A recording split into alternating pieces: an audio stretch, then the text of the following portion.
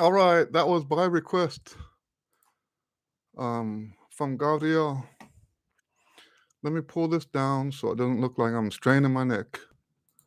All right. Whew, I'm winded. Okay. Hello, Cardo. We'll get to your question. Hello, Leonard. Gabriel, hello. Um, all right, so, and let me pull the camera down a little bit.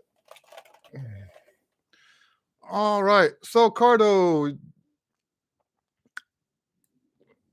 unfortunately, Cardo, let me read so that because not everybody can see the text depending on when and how they're watching. So let me read what Cardo has to say. Hello, Eddie and Trumpet friends.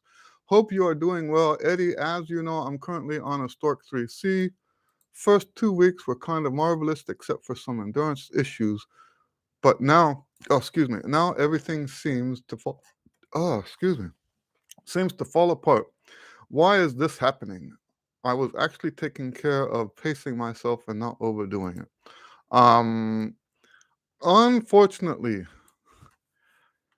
unless I have more information about the nature of what you mean by falling apart, I can't really say anything about that. Um, so what exactly is going wrong? Is it an endurance thing? Is it range? Is it your tone is gone? So can't really answer that without knowing more about that. Okay. Um, Hello, Leonard. Leonard says, "May Father truly bless you and you too, guys. You and Leonard and all of you guys. Thank you." Gabriel says, "Hello, Eddie and friends. I will be in Germany for work until the end of September, and I can't be online as we have meetings in 15 minutes." Uh-oh. Thanks, Maestro, for the wonderful intro. You're welcome.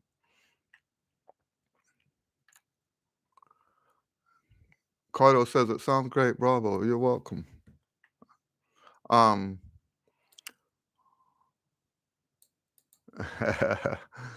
Gabriel says, "Thanks again.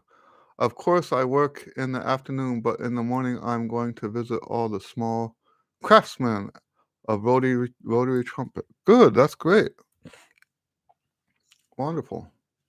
All right. So we do have a question that came in on one of the comments of the videos. I don't remember which video it was. Oh, it was the information video about the daily routines book.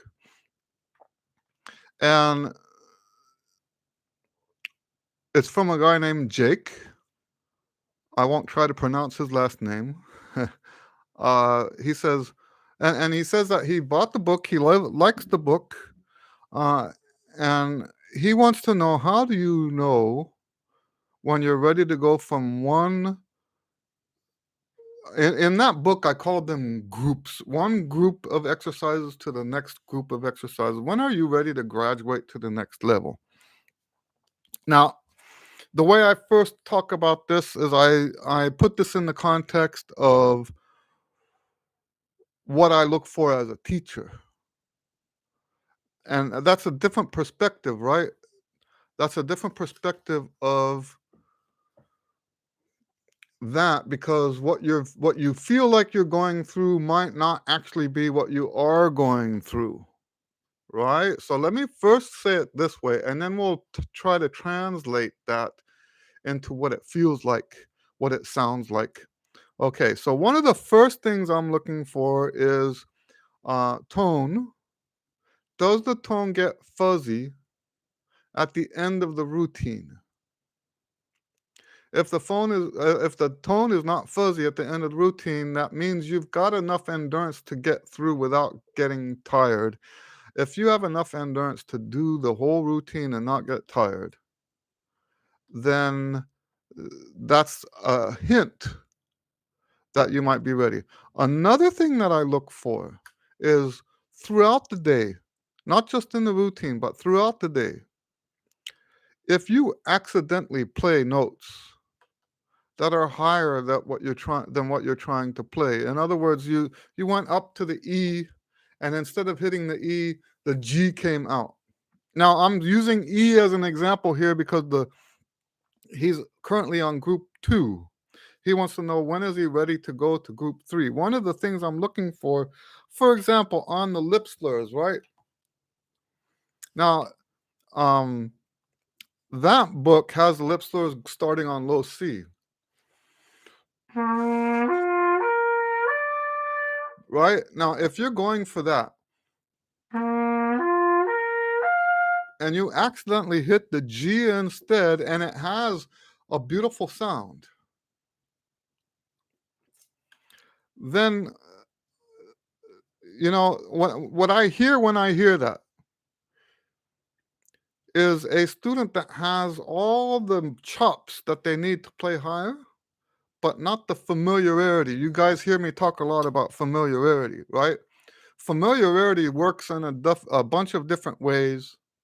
One of the things that we need to be familiar with is the higher notes. If you're not familiar with those notes, how are you going to play them? This is especially true in improvisation. It's especially true in transposition. It's especially true in uh, sight reading. You cannot have a lack of familiarity and expect to do any of that stuff in that register, right? So when I hear a student that overshoots and then gets to a note, sometimes it happens almost an octave higher with a beautiful, beautiful, beautiful sound. Well, there's no way that you can get that beautiful, beautiful, beautiful sound on a high note if you don't have the chops for those high notes. So that's one of the things I'm looking for, and it happens a lot. It happens a lot. People will overshoot, and I don't mean it happens a lot uh, for everybody. What I mean is, for me as a teacher, I hear this happen a lot. Another place where you would hear this is in the intervals. So if you're trying to go,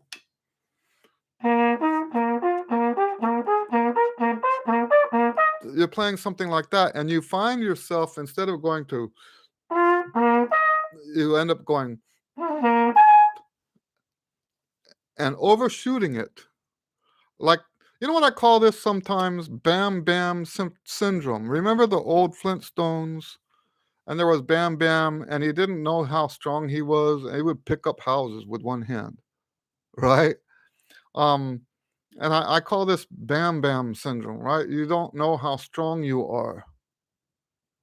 And you accidentally, all the mechanisms, you accidentally go beyond the notes that you think you're playing.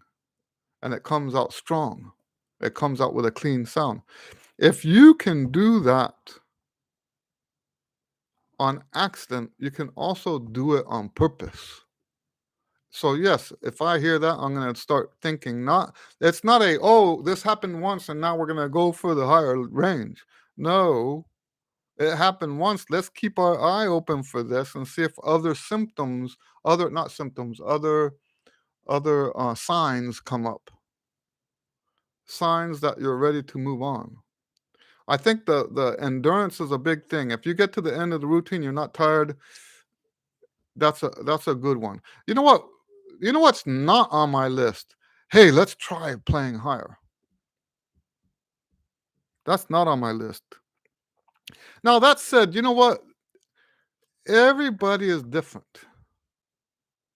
And I'm talking about this as if we're talking to someone who is a beginner making their way up. You know, if you're a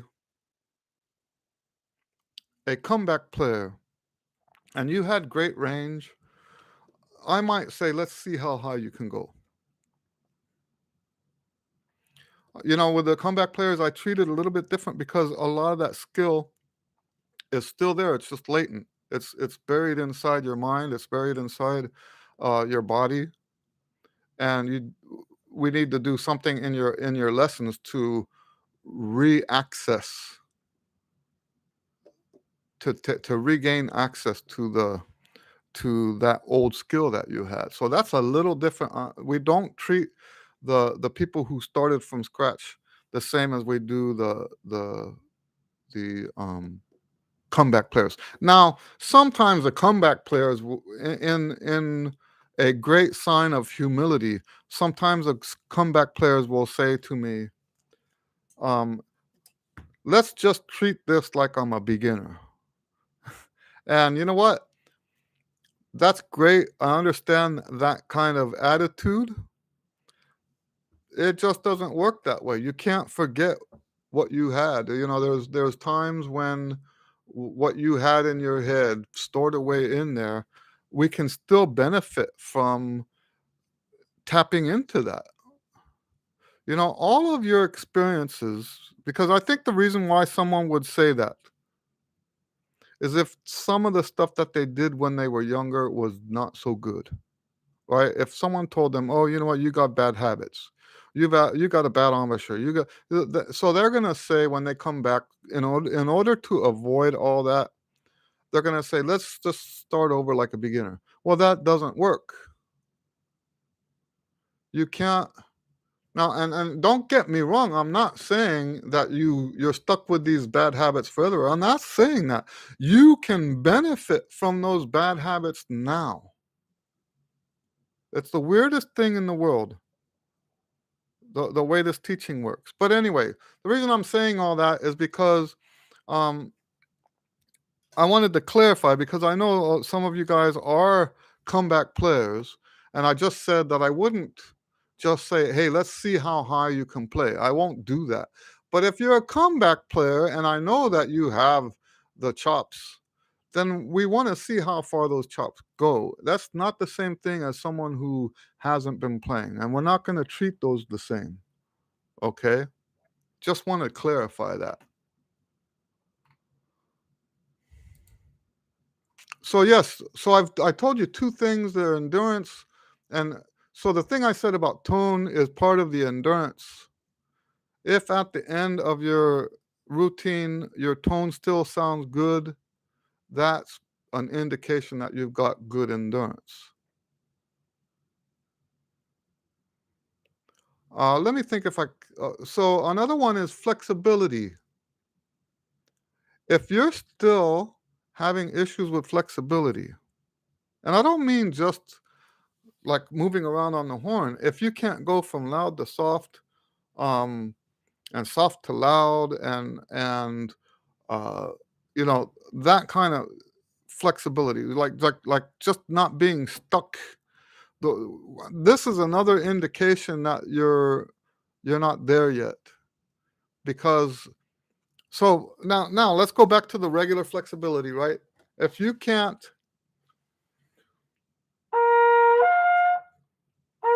now that's the wrong range because we're talking about E. If you can't do a nice clean jump from C to C, in from the low C to the C in the staff, um, that's an indication that you're still not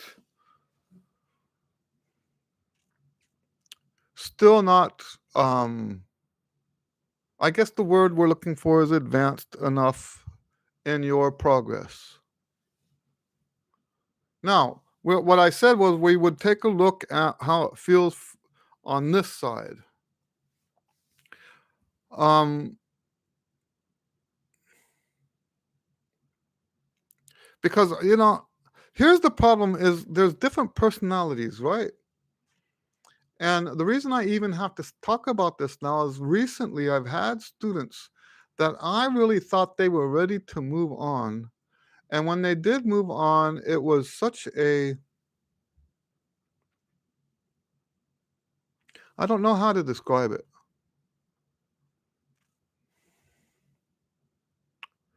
When you do move on, you're going to get more fatigued faster because you're putting more demand on your face, right? And I think sometimes the assumption is if you've reached this level on this routine, then when you go to the next routine, you should still sound good. And that's not like that. And a lot of people uh, shrink back from my approach because after they make this change, they start to sound bad. Well, every time I grew, I sounded bad at the beginning of that, and it was bad, right? So we're not looking at how it feels. We're not looking at so if you get to the end of the routine and you don't feel fresh, I don't care about that. And maybe that's what I'm talking about with these guys that I'm talking about lately. And when I say lately, I mean over the past 2 years. Remember, I've been doing this since 1980. So lately can be 5 years for me. Right? So that I got to say that in case my current students are listening and think, is he talking about me? No, I'm not talking about you. I'm everything in my head is an aggregate. I'm putting everybody together and coming up with a composite of um, of events, and it's not a single person. Okay, so let's get that straight. So, and what's frustrating is when everything has to be about how they feel. You know, we need to distinguish between feel and reality. I've had gigs where in my head I'm screaming, "Oh, please let this be over," because it's painful. I don't mean painful as in, damaging the lips. I mean the muscles. It's like standing there um, doing uh, with the dumbbells, doing what is it called? What's this exercise called? I forgot what it's called. Um, but yeah, doing this over and over again for 20 minutes, 30 minutes with heavy weights, that kind of pain where the muscles are just at the end of what they can produce. Curls, I'm sorry, I forgot what curls were. Um, so imagine you're doing curls for hours, right? And and the muscles just don't want to go anymore. I've had gigs like that where I'm almost crying. Almost crying. It feels terrible. It hurts. It's very uncomfortable. And people will come to me after the gig, pat me on the back, and say, "Man, what great chops you've got." Do I feel like I've got great chops? No, I don't feel like I've got great chops at that moment. What I would like is to do those kind of gigs and not feel like I'm running a marathon. So we're not really looking at how it feels. And by the way, this applies to you, Cardo, right? Um, and I'm not talking. I haven't looked at your uh, next clarifying statement, but we definitely don't want to say everything's falling apart because it feels bad. Really, and you can put this down as being part of my my stoic approach to playing trumpet. I think a lot of you guys have seen that video that I put about being a stoic trumpet player. Um, and you could put this down as part of that. I don't care how much it hurts. I don't care how uncomfortable it is. And I'm not just talking about for myself.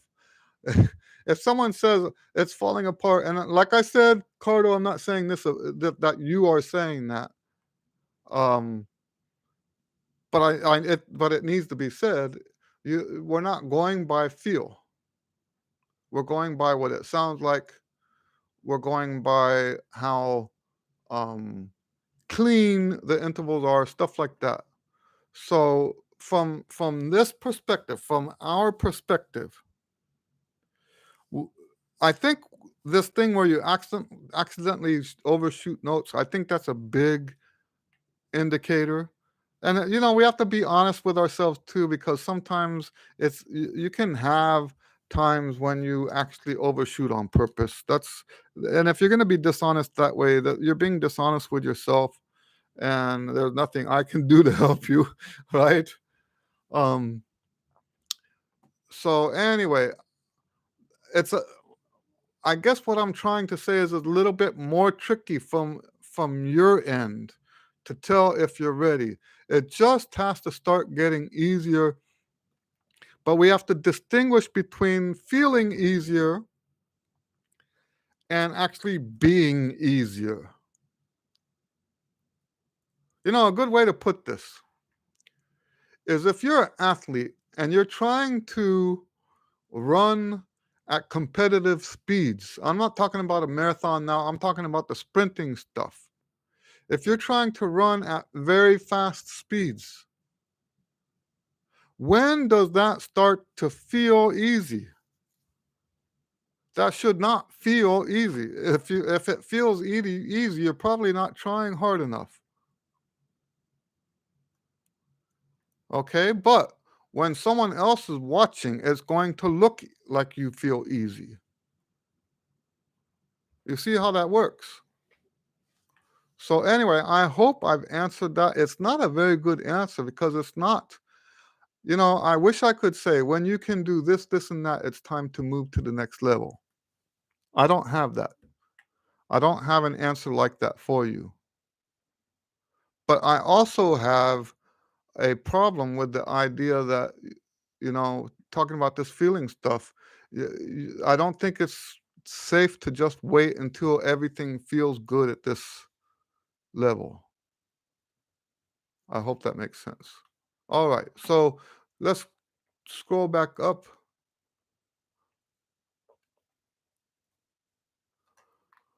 All right. Okay, here's Cardo again. I mean, attacks are getting unsure.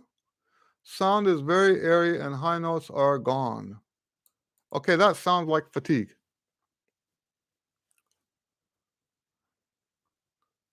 And so that would be in line with what you're saying up here. Now, let me ask you this. How did you end up with the 3C? What made you decide to do the 3C? What process did you follow to get there?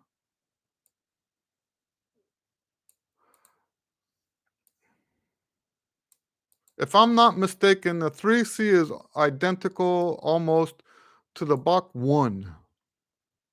I might be wrong, but I think that's how that works.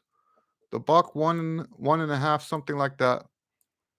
It's the numbers on Stork and the numbers on Bach are not the same.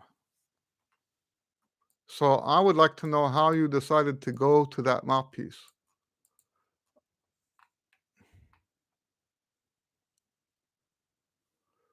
Gabriel says, so thanks to you again for the info.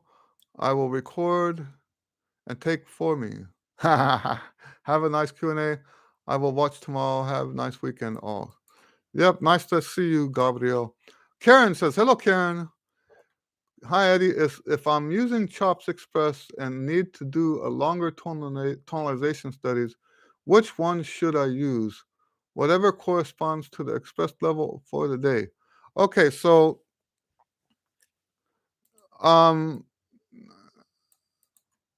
what you should probably do is from the tonalizations, what do I call them? The total tonalization studies. And then just skip the notes that go too high. So the exercise will go all the way up to G.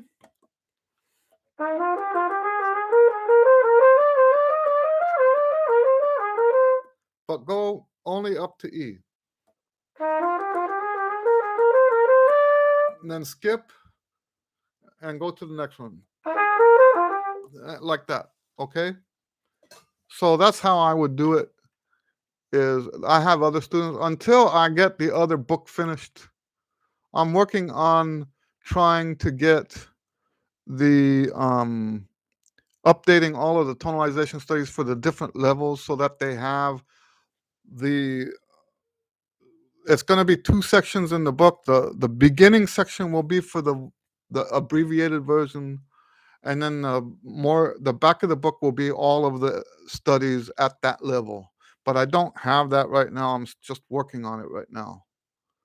So yes, you want to do all 20 are the ones that are in the total tonalization.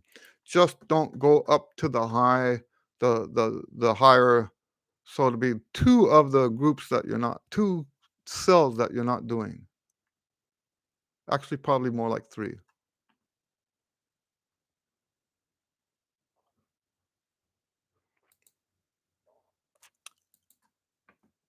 I hope that makes sense.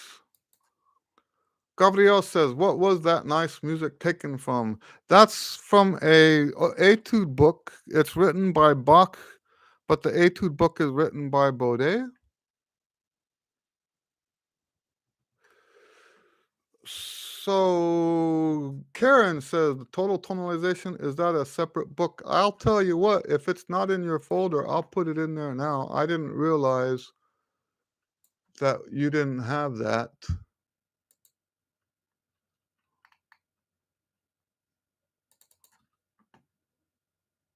Oh, that's my fault. I apologize. I thought you already had that. Let me put that in there now.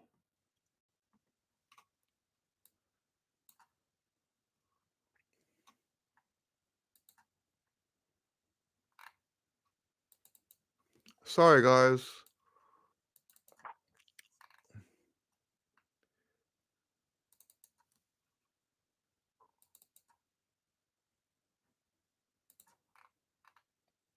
Just a second here. I'm almost done.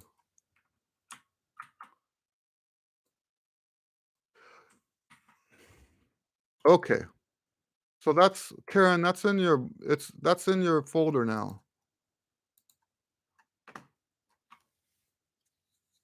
All right. So yes, Gabrielle was asking about the book that comes from. Let me grab it so I can show you guys.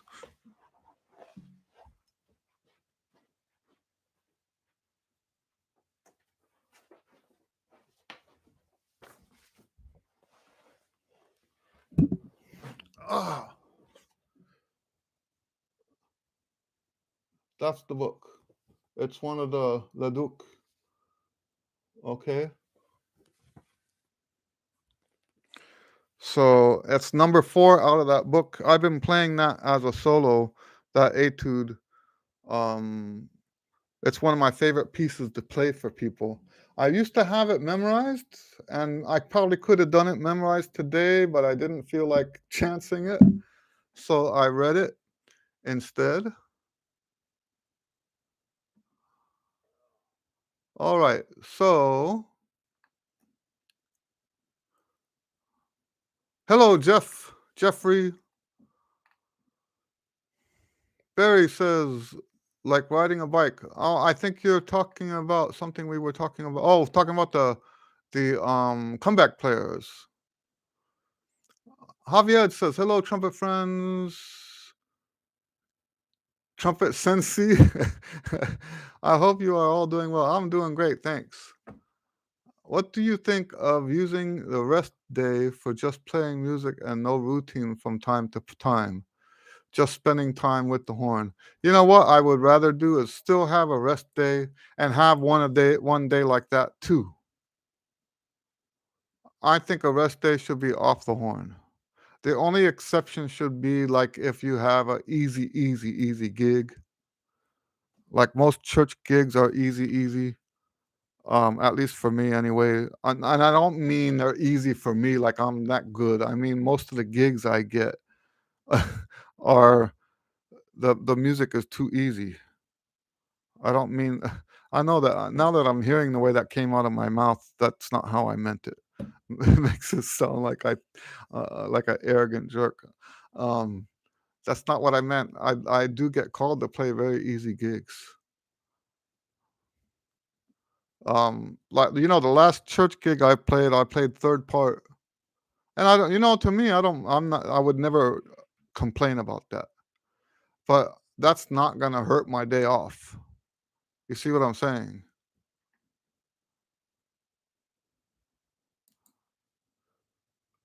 So yes, I would rather do that. I would if you have a day that you just don't want to do the routine, there's nothing wrong with that. Just play tunes, enjoy playing the horn, but that's not a day off. And you know why I feel that way is I know when because what you're talking about, I've tried that before. I know when I try that, I end up doing stuff that because you know you get into it and you start playing higher, start playing louder, and before you know it, it's not a day off. Yeah, you know, on my day off, go to a jam session. No. Now the other thing is you don't have to take a day off all the time anyway, right? Mr. Johnson, Barry Johnson says bicep curls. That's what they're called. Yes. Javier says 3C on Bach is 16.3 millimeter rim inside diameter. And I think that the one is closer to 17. Maybe even 17.25, or is that I might be getting that mixed up. Rob is here. Hello, Rob. He says, good evening. Karen says, oh, yeah, that we read that. Cardo says, a friend of mine just lent it to me and it felt great right away. I believe the diameter is pretty similar to the Bach 3C, but the cup is deeper and more like a V. No, if it's more like a V, then you're not playing on a Stork 3C. Is it marked?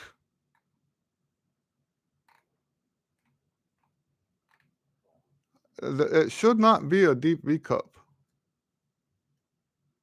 Um, and the Stork and the Bach are not similar. The Bach 3 and the Stork C are not. Let me double check on that. I used to play on a Stork 2, and I know that that's bigger. The 2 is already bigger than anything Bach makes, if I'm not mistaken.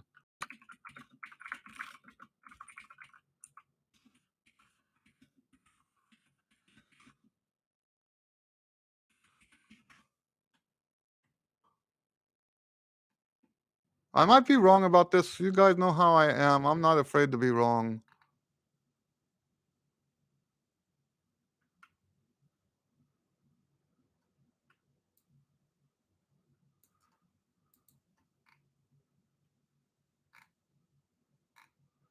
Yeah. The first thing that comes up doesn't help. Let me see here.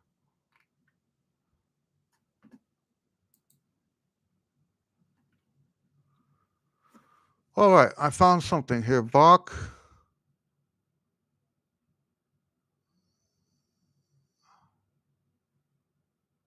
Oh, I'm wrong. Look at that. See, I told you I'm not afraid to be wrong. The Stork 3 is the same internal diameter as the 3C. Wow. I apologize. So now the next question is, what were you playing before that? Oh, you'd already told us. You said it was a 10.5 C. Yeah, do you know what? I would not freak out right now. I would just go ahead and um, see where it takes you. Don't freak out right now. Okay? Don't freak out because of anything like, you know, the what you're talking about.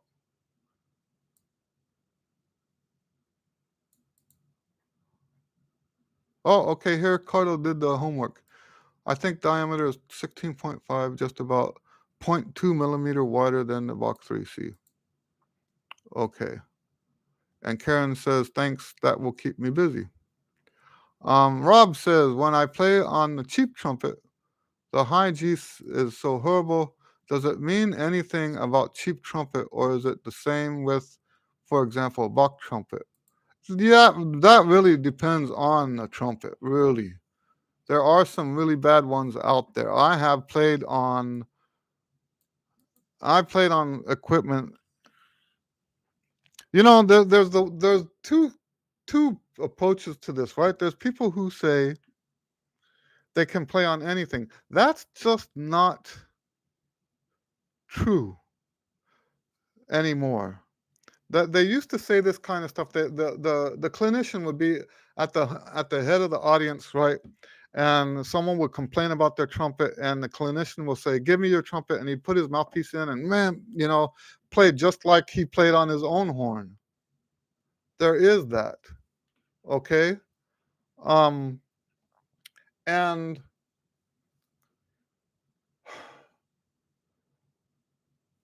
but in those days, you didn't have a bunch of these.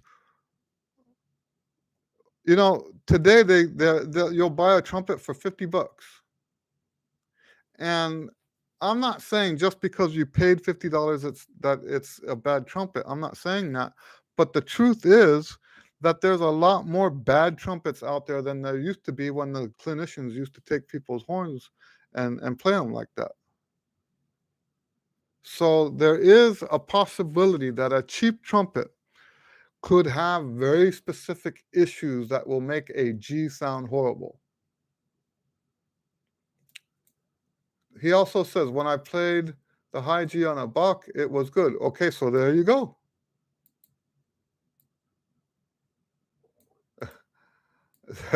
No, I do have a cheap one. It's horrible. That's right. So the genuinely cheap ones that are out today, there can be stuff so terrible with them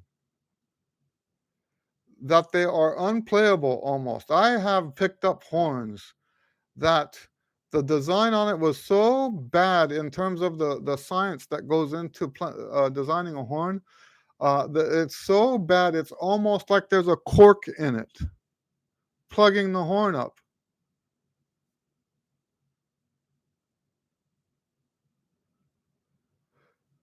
He says that the A I played with 1 and 2 on the Bach, on the cheap trumpet, he had to use third valve. That's right. So yeah, um, I'll tell you what. uh, I had a terrible horn, not probably not that terrible, but I had a terrible horn for other reasons. And I don't know that the horn was meant to be that way. It's a good brand, but the horn I had was terrible. I won't say what it was. Um, but I can tell you this. Having spent 2, 3 years trying to play on that horn, when I got a new one, um, it was wonderful. And I think all of that struggle paid off so that when I got my very first buck, it was it was like an arrival. It was like I had arrived to trumpet community for the first time in my life. So Cardo says, "Okay, I will go on with the 3C stork. Thanks a lot." So there's some things that can cause what you're talking about. For example, if you go back and forth between the two mouthpieces, that can cause this. It, you know, um, I had a mouthpiece that was, once again, I'm not going to say names because it makes it sound like I'm talking bad. And this is not a bad review. I could play well on this mouthpiece, but it was a slightly different rim diameter than the other mouthpiece that I normally play on. And I'll tell you that much. It was my lead mouthpiece. I actually bought it because I knew I could sell it, but I had never tried a mouthpiece like that before. And I I tried it and I thought, wow, this is amazing. So I started playing on it. It's almost all the best lead recordings I ever made are on that mouthpiece. If you look at um, On my website, I have a resume.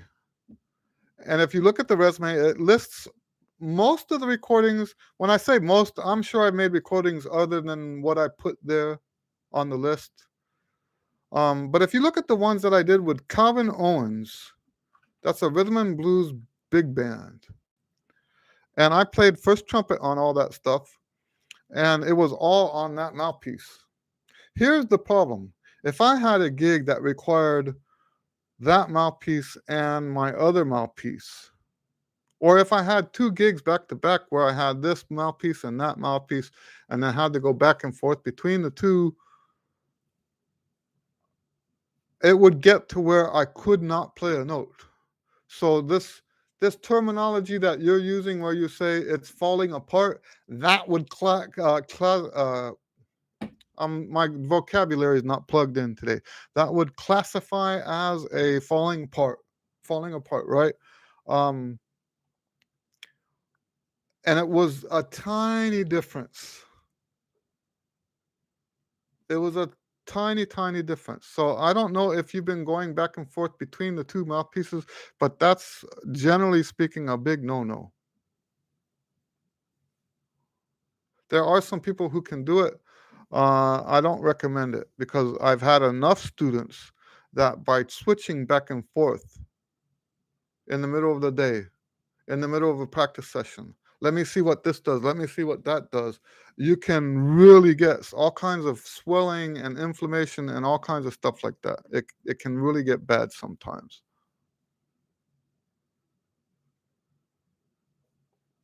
So, yeah, any other questions? I hope that answers your question, Cardo.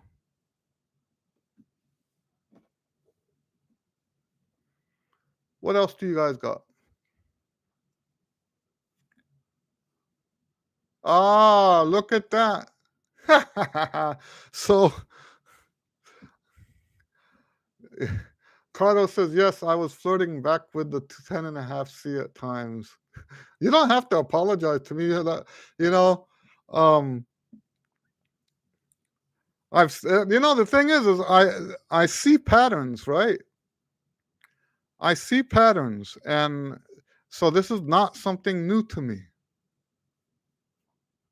And, you don't know not to do that if nobody ever told you not to do that.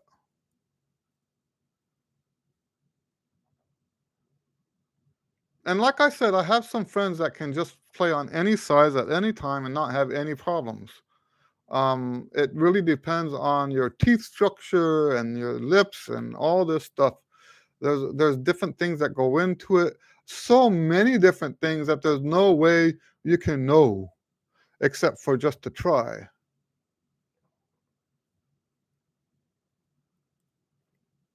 So, and I don't want to present what I just said as a rule. It's just a general rule, right? And some people can break that rule and have no problem. I have students like that, that they can just switch out mouthpieces and it's no big deal. Now, is it no big deal because they don't practice so much? Not all my students practice a lot. And so if a student doesn't really spend that much time on the horn, you know, I've had a lot of time to think about that problem, right? Now, I told you guys before that I don't like to play with inflammation, right? I don't like my muscle or the tissue here to get swollen. But when you have the mouthpiece on there, there's going to be some um let's not call it swelling, right? But the the the flesh kind of uh works its way into the mouthpiece, right? You become comfortable with that spot. Because flesh is not metal. Flesh gives and takes a little bit. So inside the mouthpiece, there's gonna be a little bit of of meat going in there. But if you change that diameter, where that happens is gonna be a different spot. So I think what happens when you go back and forth between the two is that, okay, let's say hypothetically, let's say you start with the smaller one and then go to the bigger one. Well, now that area that did have some pressure on it is now free, and it's gonna now fill out that. Now you go back to the smaller one, and it's gonna be pinching that off. That part that was filling into the mouthpiece is now gonna be pinched off. And that's what I don't have proof for this. This is anecdotal based on how it feels to me when it happens to me. Now let's go the other direction. Let's say you started with the bigger mouthpiece first. Is that what I did the first time? Anyway, it works out the same way either way. I'm almost always okay making one switch. But there's something that happens when you go back and forth between the two. It's devastating. It's devastating. Or you know what else is hard is if you play on the big one first. If you play on the big one first and start playing the high notes, and you find yourself working a little too hard, and I don't mean this. Let's not say that it's high notes. Let's say because to me it's not about the high notes. It's about how loud the band is. But for us as trumpet players, the high stuff is accompanied by loud playing, right? So you have this more strenuous work that you have to do on a bigger mouthpiece, and you say, "Oh, this is too strenuous for this mouthpiece." So you grab the smaller mouthpiece and you put it on those chops, and it goes okay for about 3 or 4 minutes, and then it's crash and burn time to the point where almost the whole thing just stops and you can't get a note out of the horn. Then you say, "Oh, wait a second. This is not working. Let me put that other mouthpiece back in," and it gets worse again. So, what we want to do to avoid all of that, what I do is I make sure that all of my mouthpieces have the same rim diameter. That's why I like Stork. That's why I like um, uh, uh, Warburton. I can't believe I just forgot Warburton um, because I actually sell their mouthpieces. But you can get the same rim with different depths of mouthpiece. Now, I still haven't found a Warburton to replace the mouthpieces I play every day, but I have been playing the all my lead stuff on the Warburton, and it is the same rim size as the ones I'm playing here. But I'm trying to find through my system, and I kind of put that on hold lately.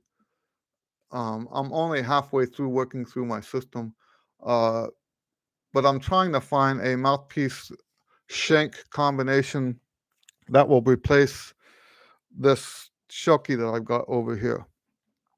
So, because I do want to stay as close to the same rim as possible, and that's the thing is with Warburton you can do that.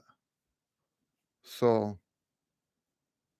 anyway, any other questions?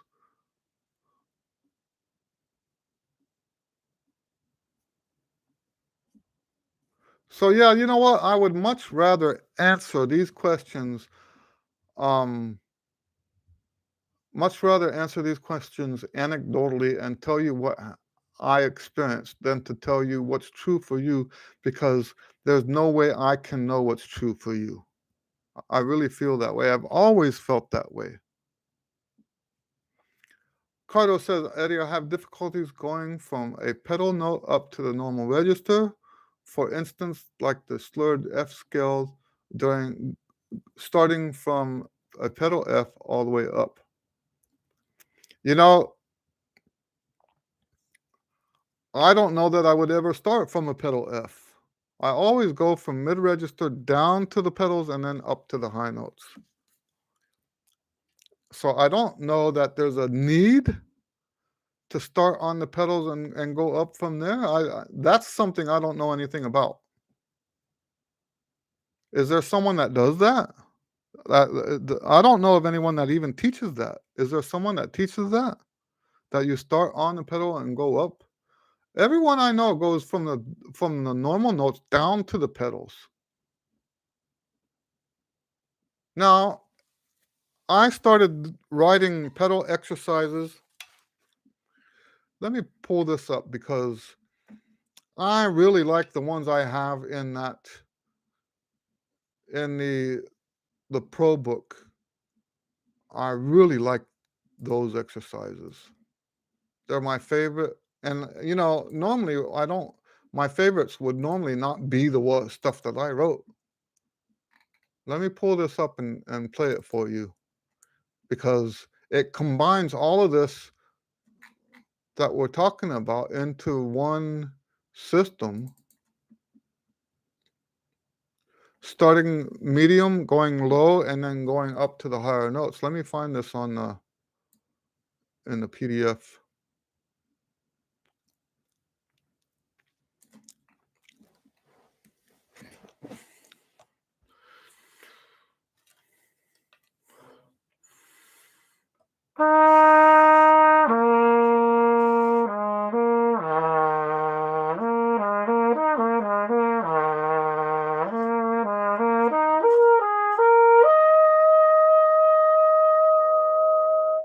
You see that?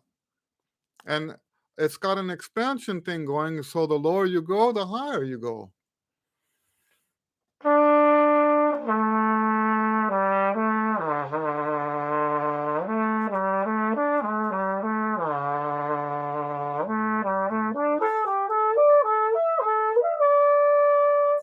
It sounds like that because I'm lifting my horn up over the desk. I apologize.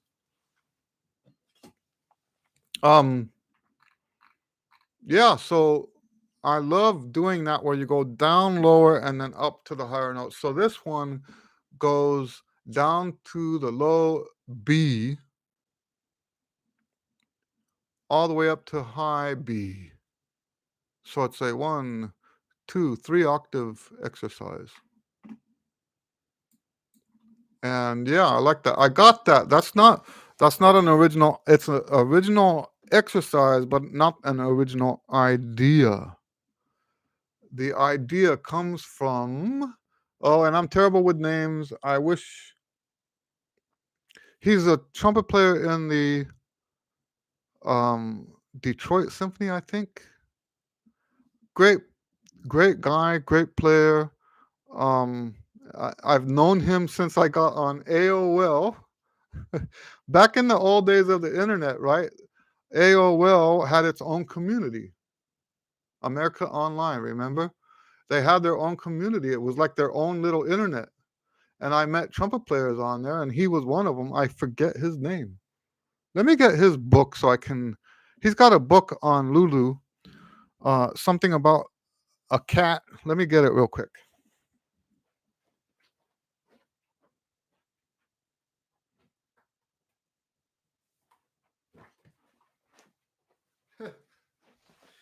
He calls his book "It's Okay to Be a Cat."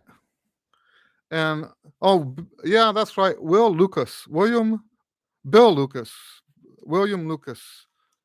Um, let me see if I'm right about this.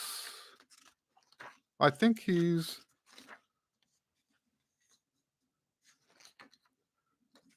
So anyway, this is warm. This is a book of exercises and warm ups and stuff.